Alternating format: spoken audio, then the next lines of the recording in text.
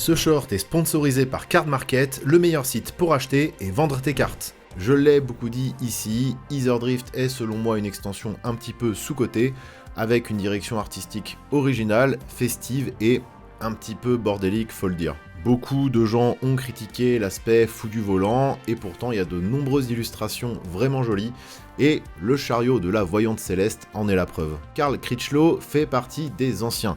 Il fait partie de ces dessinateurs qui, de temps en temps, ramènent un petit feeling old school dans le Magic actuel. Il nous a offert l'une des plus jolies cartes sorties cette année, qui mêle le bon vieux Magic à l'ancienne, et une thématique assez originale, assez moderne pour du Magic. Encore un objet céleste, un vaisseau qui mélange technologie alien et entité organique propre aux Eumidiens, créé dans le but de coloniser les planètes. Le visuel se passe de commentaires, on a tout, l'espace coloré, l'altérité cosmique et en extended art avec la textbox transparente, c'est un vrai petit chef-d'œuvre. Oui, on est content que Magic aille enfin dans l'espace. On s'est quand même régalé avec les visuels des nouveaux commandants, et là on a ce magnifique duo qui est à la fois très mignon et très badass. Oui, c'est possible d'être mignon et badass. Chico et Narset qui vont très bien ensemble, et là on a un artwork semi-réaliste avec beaucoup de détails. Les deux persos ont un flow inégalable sur ce visuel, je trouve. D'ailleurs, dans le world building de Tarkir, je trouve qu'il y a un vrai travail sur les tenues des personnages, et là on en a encore